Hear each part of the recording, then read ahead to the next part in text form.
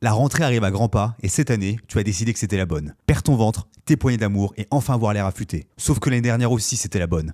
Et 12 mois plus tard, tu déambules toujours avec ta bouée de sauvetage autour du ventre. Brûler du gras peut complètement transformer ton physique et ton bien-être. Et après avoir coaché plus de 1100 clients, je connais parfaitement le problème. La plupart des hommes se jettent dans un régime extrême la tête la première. Ils ne voient aucun résultat, se découragent, abandonnent et foutu pour foutu, finissent par se tirer un chargeur dans le pied et finissent encore plus gras qu'au départ. Leur ventre finit même par avoir du ventre. Alors dans cette vidéo, je vais te montrer 11 astuces simples que tu peux appliquer dès aujourd'hui pour éviter ce désastre, perdre ton gras du ventre sans souffrir et enfin honorer tes résolutions. La première astuce, c'est la condition sine qua non qui décide si tu perds du gras ou pas. C'est être en déficit calorique. Et ça veut dire une chose simple. Tu dépenses plus d'énergie que tu n'en avales. Il n'existe aucune exception à cette règle. Aucun aliment magique, aucun complément ou aucune ceinture vibrante ne pourra contourner ça. Si tu n'es pas en déficit calorique, tu ne perds pas de gras. Point. Et si tu l'es, même si tu n'es pas parfait sur le reste, tu en perdras quand même. C'est pour ça que je te le dis clairement. Les 10 astuces qui vont suivre ne sont pas 10 régimes différents. Ce sont 10 outils qui ont tous le même but. T'aider à créer et à tenir ce déficit calorique sans que ça devienne une torture. Une astuce pour les gouverner tous et dans la perte de gras, les lier. Mais il y a un piège et c'est là que 90% des gens se plantent. Un déficit calorique, ça ne rime pas forcément avec manger moins. Si tu manges trop peu, ton corps se braque, tu craques et tu abandonnes. Pas assez et tu stagnes pendant des mois sans comprendre pourquoi. C'était le cas de Jean-Christophe. Avant de commencer le coaching, il m'a dit qu'il avait perdu 3 kilos et que depuis quelques semaines, tout était au point mort et il ne comprenait pas pourquoi. Il n'était simplement pas en déficit calorique. La première chose qu'on a faite, c'est de calculer son déficit calorique personnalisé. Et regarde un mois plus tard, son ventre est nettement plus plat. Ton déficit calorique doit tomber sur un chiffre précis, le tien, qui dépend de ta taille, de ton activité, de ta masse musculaire et plein d'autres facteurs. La première étape, c'est de le calculer. Alors clique sur le lien en commentaire épinglé pour connaître en 30 secondes combien tu dois manger pour commencer à perdre ton gras du ventre. C'est le calculateur que j'utilise avec tous mes clients. Une fois que tu connais ça, les 10 astuces suivantes arrêtent d'être des devinettes et deviennent des accélérateurs. Couper les calories peut sembler dur, mais si tu veux perdre du gras sans avoir l'impression de te battre pour ta survie à chaque repas, voici le code de triche. Mange des aliments qui coûtent plus d'énergie à ton corps rien que pour les digérer. Ça s'appelle l'effet thermique des aliments.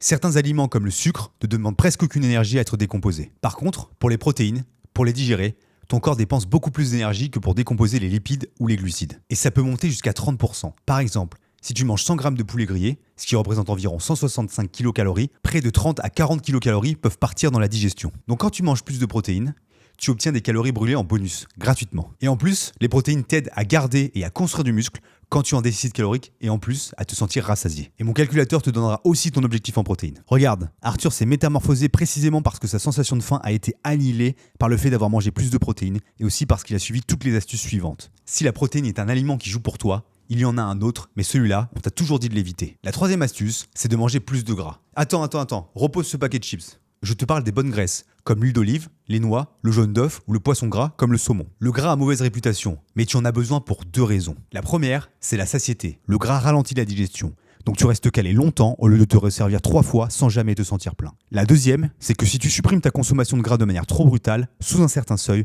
tu commences à toucher à tes hormones, notamment celles liées à la testostérone. Attention, ce n'est pas en coupant un peu de gras que tout va s'effondrer. Il faut descendre à des niveaux très très bas. Mais honnêtement, ton déficit calorique global joue bien plus sur tes hormones que savoir si ton gras est à 28 ou à 32%. Mais le message est le suivant, ne diabolise pas le gras. Ce n'est pas le gras qui te fait grossir.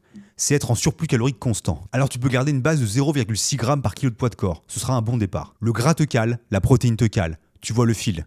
Après le déficit, tout tourne autour de rester rassasié pour tenir sans souffrir. Il y a une arme encore plus efficace pour ça.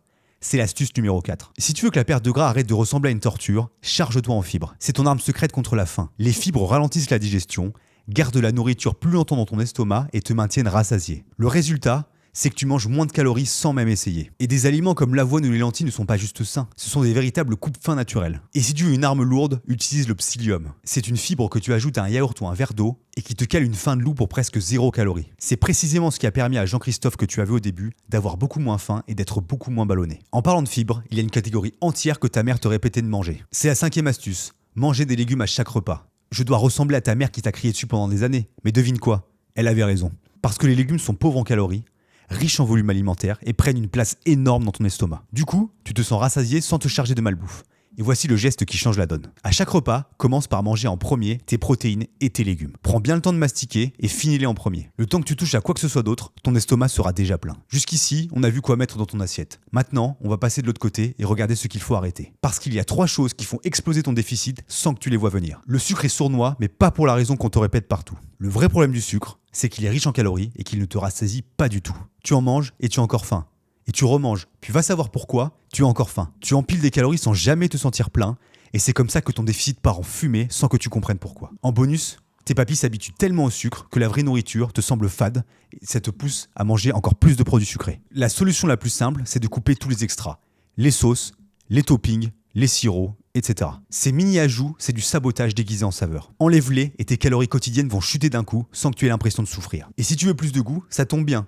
Les épices sont là pour ça, avec les calories en moins que les produits sucrés. Et si tu ne sais pas trop quoi manger, quand tu utilises mon calculateur, je t'envoie 12 recettes simples et rapides pour faire fondre ton ventre sans recettes compliquées et sans passer ta vie en cuisine. Et le sucre a un cousin encore plus sournois que Gollum, parce que lui, tout le monde le croit sain. C'est l'astuce numéro 7. Contrairement à ce que les gourous des régimes répètent partout, les glucides ne sont pas ton ennemi. Le vrai problème, ce sont les glucides raffinés. Quand un glucide est raffiné, on lui retire toutes ses fibres et tous ses nutriments. Pour faire simple, ce qu'il reste, c'est du sucre déguisé. Ton corps le digère vite, ta glycémie grimpe en flèche et ta faim revient comme si de rien n'était. C'est pour ça que tu peux dévorer un plat de pâtes entier et venir fouiller le frigo 20 minutes plus tard. Et en plus, la plupart de ces aliments ont du sucre ajouté en douce. C'est double combo, aucune satiété et plus de fringales. Alors non, je ne suis pas en train de te dire que tu dois bannir la pizza ou le pain. Ce ne doit simplement pas être les bases de ton alimentation. Mais choisis plutôt des glucides qui te rassasient. Le riz, les pâtes complètes ou l'avoine, mais l'arme ultime, ce sont les pommes de terre. 80 kcal au 100 grammes et un volume alimentaire de dingue. 200 grammes de frites ou air fryer avec un petit filet d'huile d'olive resteront moins caloriques que 80 grammes de pâte blanche. Alors si tu veux avoir l'impression de manger plus tout en perdant du gras,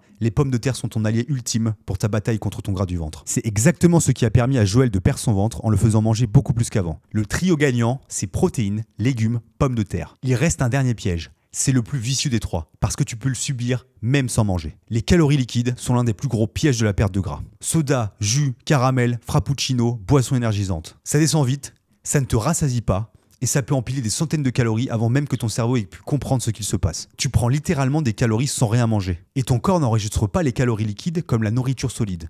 Du coup, ta faim reste la même. L'astuce numéro 8, c'est de garder tes calories pour de la vraie nourriture et remplacer les boissons par de l'eau. Tu seras bluffé de voir à quelle vitesse ton tour de taille se resserre. Jusqu'ici, on a parlé de ta fourchette. Mais deux leviers en dehors de l'assiette peuvent tout accélérer, mais ceux-là, tout le monde les a à l'envers. Marteler le tapis de course comme si tu t'entraînais à être le premier à récupérer un climatiseur en promotion chez Lidl ne rendra pas ta perte de gras plus rapide. Ça te rend juste épuisé, affamé et fait grimper de manière exponentielle ton envie pour la malbouffe. À la place, marche beaucoup. Ça a l'air trop facile comme ça, mais c'est exactement pour ça que ça fonctionne. Ça brûle des calories sans déclencher le mode faim, ni te fatiguer. Peu d'efforts, peu de stress pour tes articulations, et tu le fais déjà tous les jours. Vise 7 à 10 000 pas par jour, et ton corps changera bien plus vite que tu ne le penses. Mais marcher fait brûler des calories. Ça ne change pas la forme de ton corps. Pour ça, il te faut l'astuce suivante. Beaucoup de gens essaient de se débarrasser du gras, et notamment des poignées d'amour, en faisant 40 exercices d'obliques et 1000 crunchs latéraux. Mais ce n'est pas comme ça que ça marche, parce qu'il est impossible de brûler du gras de façon localisée. Si tu ne fais que marteler des séances d'abdos, tout ce que tu fais, c'est construire du muscle sous le gras. Et si le gras ne part pas, on ne verra jamais tes abdos. Si tu veux que ton corps change vraiment de forme, tu dois soulever de la fonte, ajouter du poids et devenir plus fort. Et là, ça va te rendre deux services. D'abord, faire de la musculation en déficit calorique protège ta masse musculaire, ce qui fait que tu perds du gras et pas du muscle, et ça remodèle vraiment ta silhouette. Plutôt que de finir plus maigre et plus flasque, tu finis plus sec et plus dessiné. Ensuite, entretenir du muscle coûte de l'énergie à ton corps en permanence, donc tu brûles plus de calories sans rien faire. Ne t'attends pas à des miracles côté calories brûlées. L'effet est modeste, mais réel. Le vrai gain, c'est la silhouette et le muscle que tu gardes pendant que ton gras s'en va. Le cardio t'aide à brûler des calories aujourd'hui, mais le muscle, lui, protège ta forme sur la durée. Sans parler de tout ce qui vient avec. Plus de force au quotidien, moins de blessures, des articulations protégées, une meilleure gestion du sucre et un corps qui vieillit bien au lieu de se tasser. Le muscle, c'est le seul truc qui te rend plus costaud aujourd'hui et qui te protège dans 30 ans. Il reste une dernière astuce.